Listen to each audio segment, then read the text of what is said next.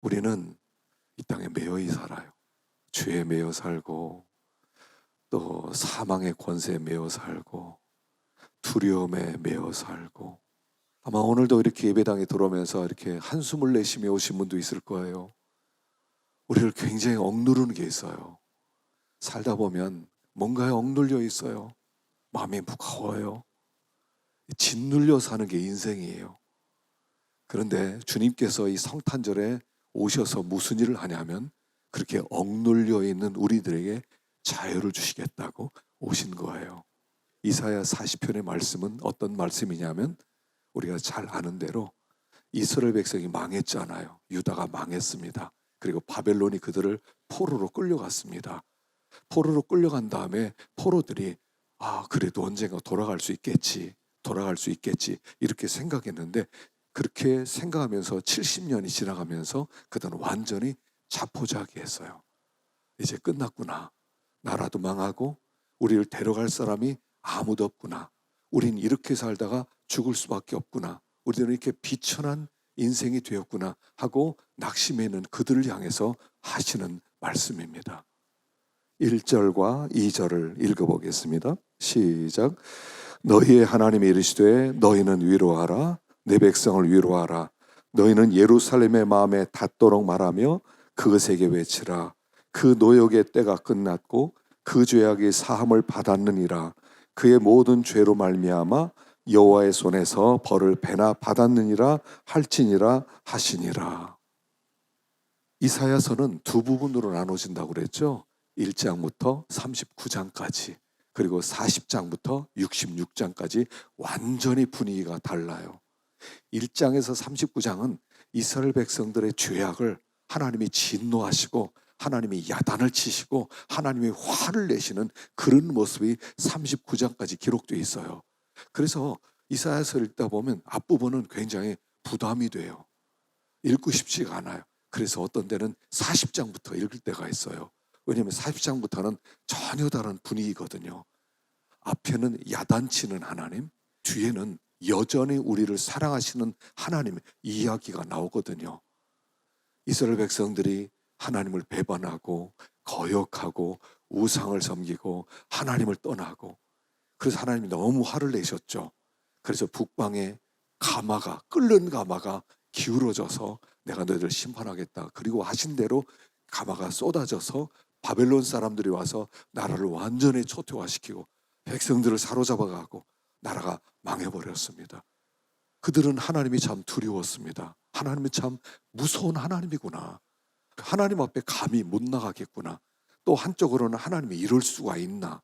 그런 섭섭한 마음과 또 두려워하는 마음이 함께 있었어요. 근데 40장에 딱 들어서 하나님이 하신 말씀이 내 백성을 위로해라 이렇게 나오는 겁니다.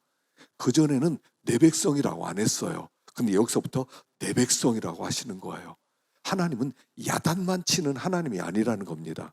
하나님은 야단치시고 다시 싸매주시고 위로하시고 돌보아주시는 참 좋은 하나님이라는 것을 말씀해 주는 거예요. 근데 여기 내 백성을 위로하라 그랬을 때 내 백성이라는 뜻은 뭐냐면 여전히 너희는 나의 언약 백성이다. 나와 너 사이에 맺은 언약은 유효하다라고 말씀하는 거예요. 이전에 하나님은 이스라엘 백성에 이야기하셨어요. 나는 너희 하나님이 되고 너희는 내 백성이 되리라. 너는 내 율법을 지켜라. 이게 율법의 그 약속의 내용이었는데 그들이 율법을 지키지 않으니까 하나님이 그들을 내치셨어요. 그리고 이제 그 언약은 깨진 줄 알았는데 안 깨졌다는 거예요. 아직도 유효하다는 거예요. 너희는 내 백성이고 나는 여전히 너희 하나님이 되어서 너희를 책임지고 너희를 돌봐주고 너희를 돌아오게 하겠다 하면서 이 말씀이 시작되는 거예요. 하나님의 마음은 어떤 때는 야단을 치시고요, 어떤 때는 징기도 하시지만 하나님의 본래 마음은 뭐냐 하면 돌아오게 하시는 거고요. 하나님의 마음은 옛날이나 지금은 똑같이 그의 백성을 사랑하신다는 거예요. 그리고 이제 포로로 끌려가 있는 너희들 70년 동안 너희들이 그곳에서 이제 감옥살이 생활을 했는데 복역의 때가 마쳤고 너의 죄가 다 갚아졌기 때문에 내가 너희를 직접 데리러 오겠다. 하나님이 여기 뭐라고 하시냐면 내가 직접 너희를 가서 데려오겠다. 그리고 내가 어떤 능력과 어떤 힘을 가진 하나님이 하는 것을 40장에서 쫙 보여주는 거예요. 나는 이런 하나님이야. 내가 직접 찾아가서 너희들 다 건져낼 거야 라고 주님이 선포하신다는 거예요. 그게 성탄절이에요. 성탄절은 뭐냐면 우리가 매여 있어요. 우리가 야단도 맞았어요. 우리가 이렇게 징계도 받았어요. 우리가 죄에도 매여 있어요. 이렇게 소망 없이 살아가요. 근데 주님이 뭐라고 그래요? 내가 누구 보내겠다 이런 게 아니에요. 내가 직접 가서 너희를 데려오겠다. 하나님이요, 이 땅에 직접 내려오겠대요. 그건 무슨 뜻이냐면 하나님의 의지와 열심이에요. 하나님이 직접 오겠다는 것은 무슨 일이 있더라도 너희를 꺼집어내고야 말 거다. 너희들을 그 억압받고 결박 속에서 노예 생활 종로로 타는 그 자리에서 내가 반드시 꺼집어내서 자유를 주겠다. 나는 너희들이 기뻐하고 뛰노는 것을 보고 싶다. 나는 그렇게 만들 것이다. 그게 내 계획이다 라고 얘기하는 거야. 이게 우리의 위로라고 하는 거예요. 우리가 이번 성탄절에 그렇게 오신 주님을 영접하면, 그분만 우리가 제대로 영접하면 정말 모든 결박으로부터 자유케 되고, 모든 우리를 괴롭게 하는 것으로부터 자유케 되고, 어떤 염려도 근심도 없는 정말 형통한 샬롬을 우리는 누리게 될 거예요. 샬롬이에요. 샬롬. 샬롬이란 무슨 뜻이냐면 하나님과 나의 관계 완전히 회복된다는 뜻이에요. 하나님과 나 사이에 아무것도 막힌 게 없다는 거예요. 우리가 아빠 말을 어렸을 때 잘 안 들으면 아빠가 무서워지죠. 아빠 이렇게 얼굴 보기도 무서워요. 고개도 못 들어요. 그러나 아빠하고 나 사이에 모든 문제가 해결되면 아빠 하면서 아빠 품에 안길 수가 있는 거죠. 그런 관계, 또 이웃과의 관계가 회복되는 거예요. 살아가면서 인간관계가 얼마나 어렵습니까? 인간관계가 매여있는, 닫혀있는 사람이 얼마나 많습니까? 그런데 인간관계가 다 풀리는 거예요. 누구든 혐의가 없어요. 누구든 사랑할 수 있어요. 누구든 용서할 수 있어요. 누구든 용납할 수 있어요. 완전히 하나 되는 관계. 그리고 내 몸의 건강, 아픈 데가 한 군데도 없어요. 완전히 깨끗해요. 머리끝에서 발끝까지 병원에 가서 딱 진단을 받아보니까 모든 게 다 30대입니다 이렇게 딱 얘기를 듣는 거예요. 모든 게 정상이고 아픈 데가 없고 깨끗하다는 거예요. 그리고 자연 만물과의 관계, 이 세상과의 관계, 그게 또 완전히 평화로운 거. 요 네 가지 면에 있어서 모든 면에 건강한 것을 샬롬이라고 그래요. 천국이 샬롬이라고 할 때는 하나님과의 관계, 이웃과의 관계, 자연 만물과의 관계, 내 몸의 관계, 모든 면에 있어서 샬롬, 평화로운 게 샬롬이에요. 그게 그 인사가 샬롬이라는 인사예요. 그래서 주님이 이 땅에 오셔서 성탄절에 이 땅에 오신 주님이 우리에게 진짜 주고 싶어하는 것은 샬롬이라는 거예요.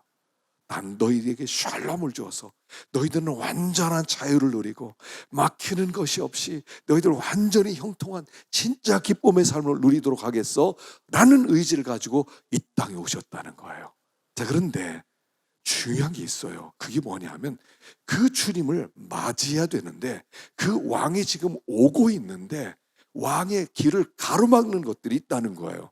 그래서 제일 먼저 골짜기가 있죠. 자, 한번 읽어보십시다. 3절 시작. 외치는 자의 소리여 이르라. 너희는 광야에서 여호와의 길을 예비하라. 사막에서 우리 하나님의 대로를 평탄하게 하라.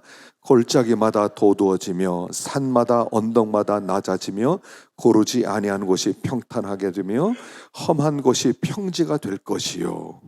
이제 그 왕이 큰 수행원과 군사를 이끌고 이제 오는데 이 광야에 길이 없어요. 길을 만들면서 오는 거예요. 길만 만들어지면 그분이 들어와서, 완전히 들어와서 그분이 우리를 다 건져내는데 그분이 오는데 길이 없다는 거예요. 그 길을 준비하라는 거예요.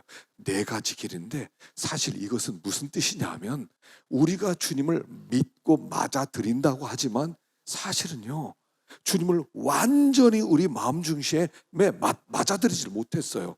그냥 주님이 문 밖에서 문을 두드리는데 문 여는 것은 내 책임이거든요.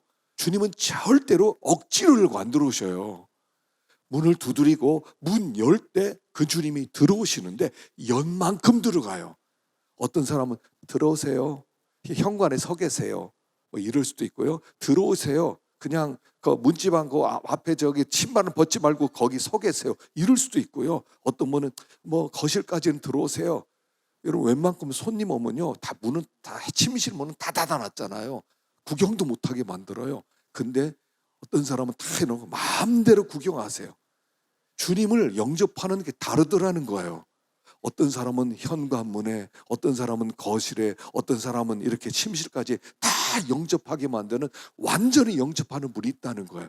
바로 그런 얘기예요. 우리가 그분을 완전히 영접하기만 하면 정말 나라 같은 기쁨과 자유와 샬롬을 누리거든요. 근데 여기 요 네 가지 마음이 문제예요. 자, 첫 번째 골짜기예요. 우리 마음에 골짜기가 있어요. 이 골짜기는 뭐냐면 70년 동안 포로 생활을 했잖아요. 노예 생활을 했잖아요. 그러다 보니까 그 마음에 깊은 골짜기가 생겼어요.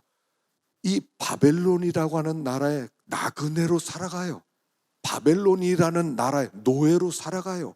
그러니까 바벨론 사람과 이 사람들은 달라요. 그러다 보니까 열등감이 생기는 거예요. 우리 민족은 뭐가 부족해서 저 바벨론 민족처럼 저렇게 살지 못하지? 저 사람들은 저렇게 마음대로 떵떵 누리는데 나는 이 모양 이 꼴이네. 우리는 언제나 고국에 돌아가지? 나라도 망했는데 하면서 생기는 열등감이 있어요.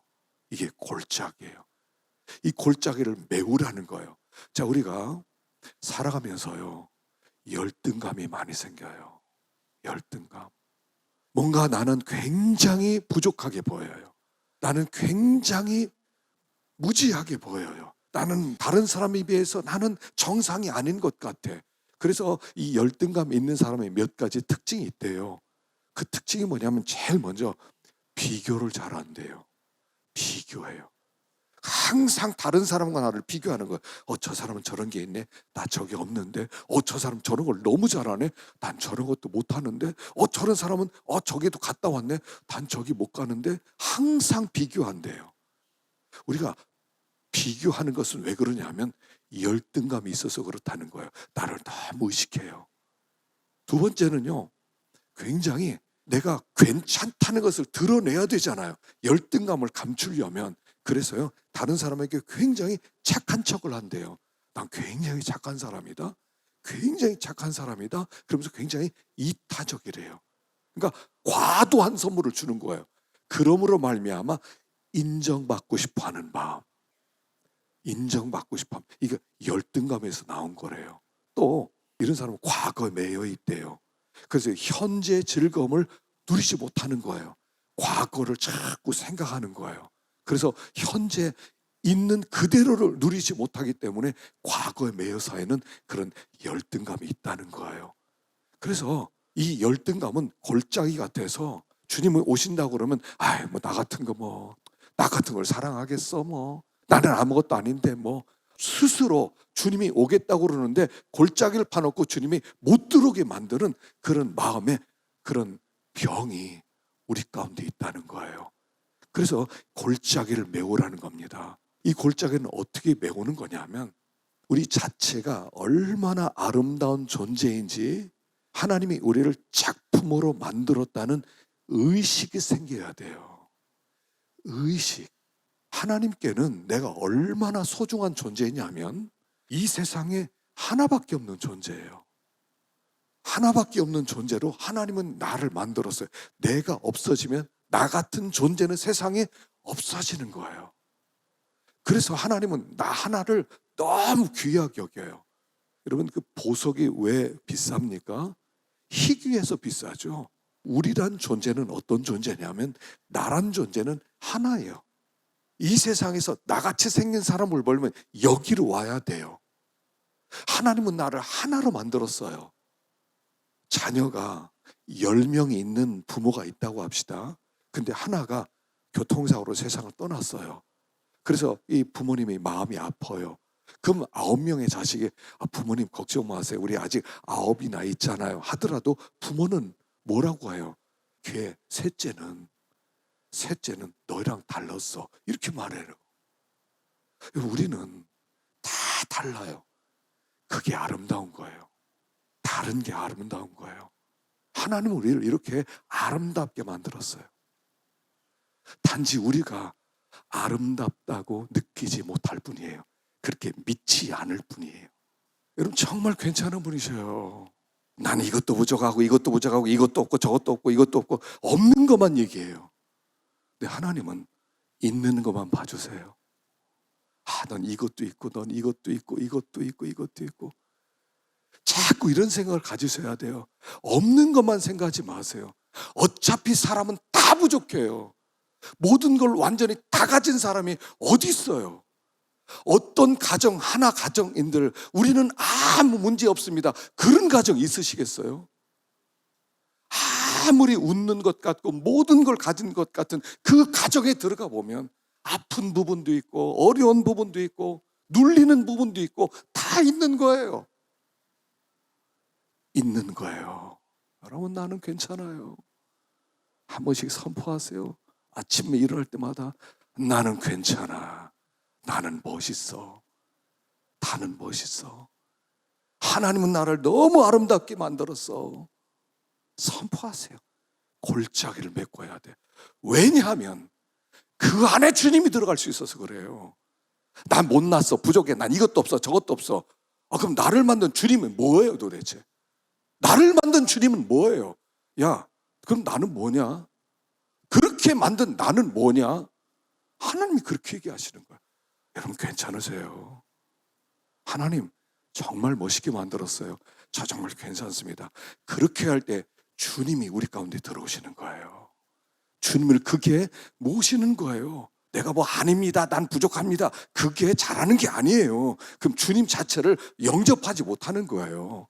골짜기를 메꾸라는 것은 나는 하나님이 나를 이렇게 만들었는데 누가 너 왜 이렇게 생겼냐고 누가 뭐라고 그래. 그렇게 말하는 건 마귀밖에 없죠. 골짜기를 메워라 하는 거예요. 두 번째는 높은 산을 깎으라는 거예요. 산이라고 하는 것은 뭐냐면 교만이겠죠. 쌓아놔요. 자꾸 쌓아놔요. 이 교만이라고 하는 것은 뭐냐면 하나의 우월감이죠. 물론 열등감도 교만의 한 부분이지만 우월감이에요. 우월감은 뭐냐면 주목받고 싶은 마음이에요. 주목받고 싶은, 주인공 되고 싶은 마음이에요. 그래서 내가 주인공 되어서 모든 사람이 나를 바라봐 주길 원해요. 근데 이 높은 산, 이 우월감이 있으면, 이 교만이 있으면 어떻게 되냐면 거기서 반드시 시기와 질투가 나와요.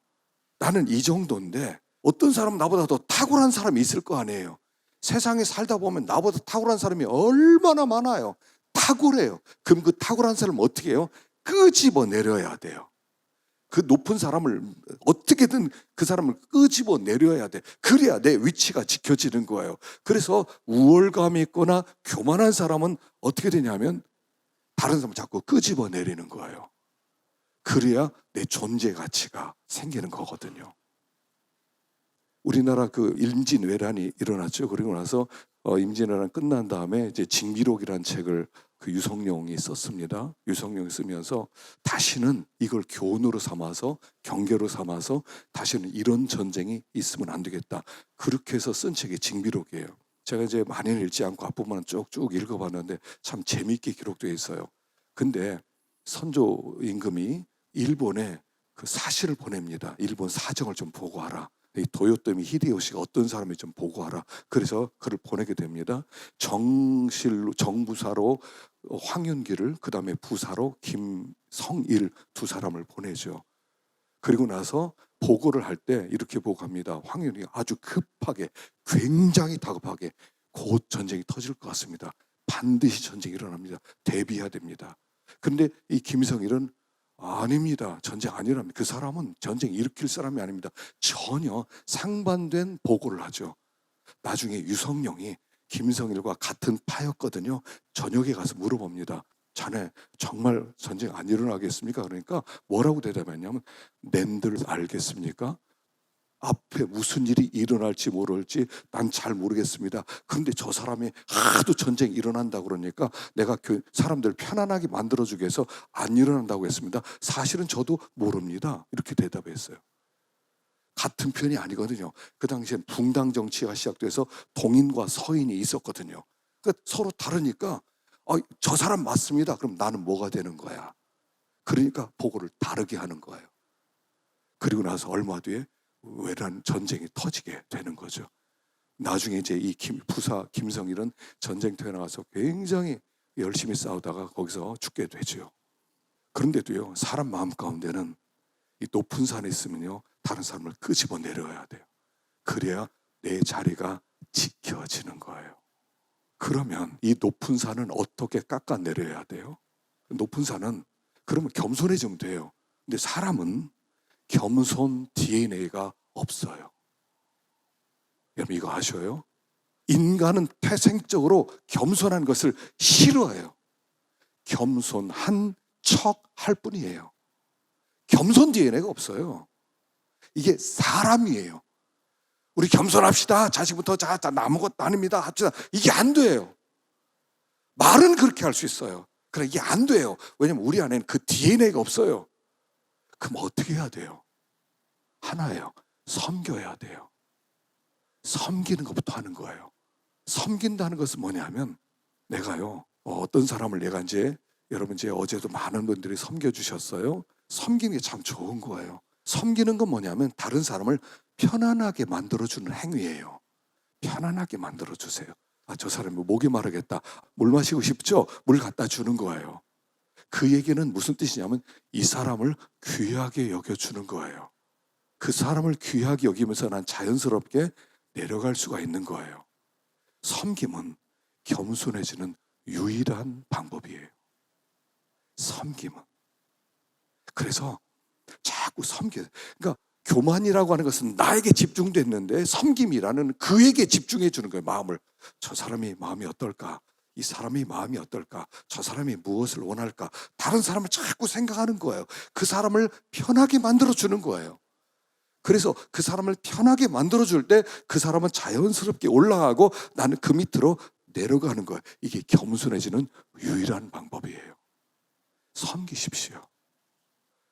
섬기십시오. 이게 우리의 삶의 목적이어야 돼요. 내가 당신을 섬기겠습니다. 그러는 순간에 내가 산을 깎기 시작하는 거예요. 사람들을 그를 알아줘요. 그럼 이 사람이 굉장히 중요한 사람이 돼요. 자꾸 섬기다 보면 중요한 사람이 될 수가 있는 거예요. 그래서 높은 산을 깎을 때 주님이 그 안으로 더 한 걸음 더 밀고 들어오신 것이다 하는 것이죠. 세 번째, 굽은 것을 곧게 해야 됩니다. 굽은 것. 자, 이 굽었다는 것은 뭐냐면 이 마음이 이렇게 화통하게 쫙쫙 곧은 게 아니라 살아가다 보니까 이런 상처도 받고 저런 상처도 받고 이런 사람도 만나고 저런 사람도 만나는 가운데 우리도 모르게 이 마음이 많이 구부러졌어요. 마음의 태도와 마음의 자세가 우리가 편안하게 아주 곧지 못하다는 거예요. 부정적이 되었다는 거예요. 사람은 사물을 자기가 자기 눈으로 보는 거예요. 자기 나름대로는 나는 정확하게 보고 있습니다. 나는 정확하게 판단할 수 있습니다. 근데 아니에요. 내 마음의 눈으로 보기 때문에 내가 원하는 식으로 이해를 하는 거예요. 그 사건을 있는 그대로 받아들이는 게 아니라 내가 어떤 해석을 해요. 그 사건을 보면서 내가 가진 마음의 틀로 해석을 해요. 그러니까 마음이 굳어져 있으면 그걸 굳은 부분으로 해석을 해서 굳게 해석해 버리는 거예요. 부정적인 태도가 있으면 부정적인 해석이 나오고요. 긍정적이 되면 긍정적 해석이 나오는 거예요. 마음의 태도에 따라 달라요. 내가 빨간 선글라스를 끼고 있으면 모든 게 빨갛게 보이는 거예요. 파란 걸 쓰고 있으면 다 파랗게 보이는 거예요. 다 다르게 보이는 거예요. 이게 굳은 거예요. 굽은 것. 굽은 걸 펴야 돼요. 그래서 이 굽은 것은 아주 부정적인 것인데 이 부정적인 것을 자꾸 긍정적으로 펴야 돼요. 왜냐하면 우리 하나님은 항상 긍정적이에요. 하나님은 4차원의 세계에 계신다고요. 우리는 3차원이에요. 3차원과 4차원의 차이는 뭐냐면 3차원은 현재밖에 못 봐요. 그러나 4차원은 과거도 보고 현재도 보고 미래도 보는 게 4차원이에요. 그래서 하나님은 스스로를 늘 이렇게 표현하세요. 나는 이제도 있고 전에도 있었고 장차 올 자다. 우리는 미래를 두려워해요. 왜냐하면 3차원에 사니까. 미래가 안 보이니까 우리는 미래를 두려워해요. 이게 3차원에 사는 사람의 약점이에요. 근데 하나님은 4차원에 계세요. 야, 너 미래를 염려하냐? 난 미래에 이미 와 있어 라고 말씀하세요. 하나님은 내 미래에 이미 와 계세요.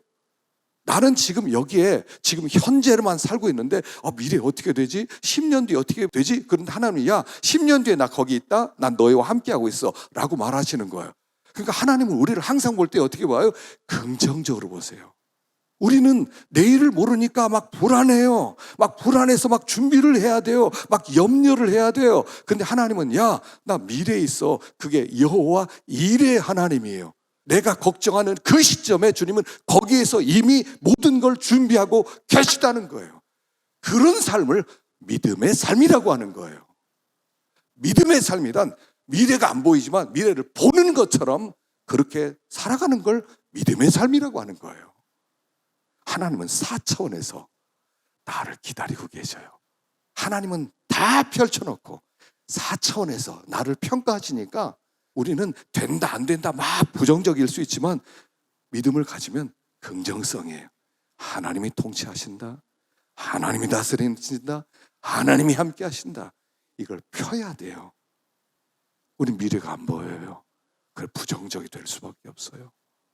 그러나 믿음으로 자꾸 선포하십시오. 하나님이 하십니다.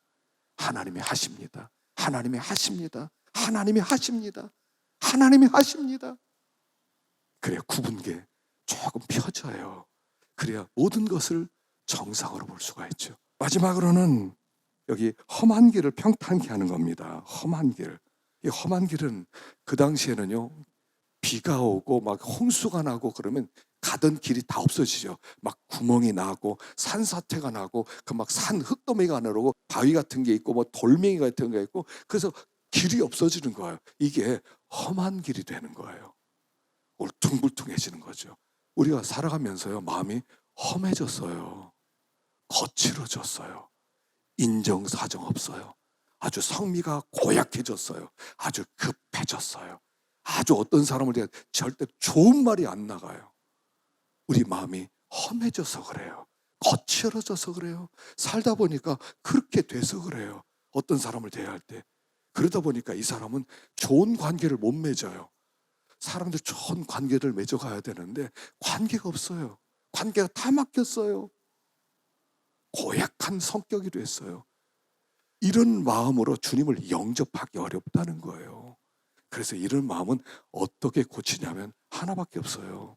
하나님의 은혜를 사모해야 돼요. 여러분 사도행전 10장에 고넬료 이야기 나오거든요. 이탈리아의 백부장이라 라고 시작해요. 이탈리아의 백부장이라는 게 무슨 말이냐면 로마 군대 백부장이다 하는 얘기예요. 그 뜻은 무슨 뜻이냐면 그는 전쟁터에 나가서 사람 죽이는 것을 그냥 파리새끼 죽이는 것처럼 생각했던 사람이다 하는 뜻이에요. 로마 군대 백부장이니까 전쟁터 얼마 만에 나가서 사람들 죽이고 얼마나 범죄를 많이 저질렀겠어요. 얼마나 거친 군인이에요. 그 당시에 굉장히 거친 사람이에요. 근데 그 거친 사람이 이대로 파송이 나왔어요. 파송 나오는데 거기서 유대인들이 섬기는 하나님을 본 거예요. 마음 가운데 나도 저 하나님 좀 섬기고 싶다 그래서 흉내내기를 시작하는 거예요. 금식하고 다른 사람들 도와주고 그리고 하나님을 경외하고 그냥 그렇게 기도하면서 흉내를 내는 거예요. 그 거친 사람이 마음이 험한 사람이 마음이 전쟁터에서 군인의 마음 아주 강팍한 그 마음이 그냥 여기서 나도 하나님 저 하나님 좀 섬기고 싶다 그래서 은혜를 사모하는 마음으로 그렇게 흉내를 내기 시작했는데 그러는 가운데 하나님을 만나게 되는 거예요. 우리가 살면서 우리 시대는요 무섭지 않습니까? 이 세상이 얼마나 무서워요. 세상 만만하지 않습니다. 이 세상은요 돈 벌고 살기 위해서는 굉장히 어려운 거예요. 곳곳에 늑대들이 막 포진되어 있지 않습니까? 뜯어먹겠다고 하는 사람이 얼마나 많아요. 여기서 살아남으려면 여러분 그냥 이렇게 해 하고 하면 안 돼요. 나도 사나워져야 돼요. 같이 물어야 돼요. 달려들어야 돼요. 싸워야 돼요. 목소리가 커져야 돼요. 그러다 보니까 험해지는 거예요, 마음이. 이 험해진 마음으로 주님을 맞이하지 못하는 거예요. 이것은 한 가지예요. 은혜를 받는다 이것도 아니에요. 그냥 은혜를 사모하는 마음이에요.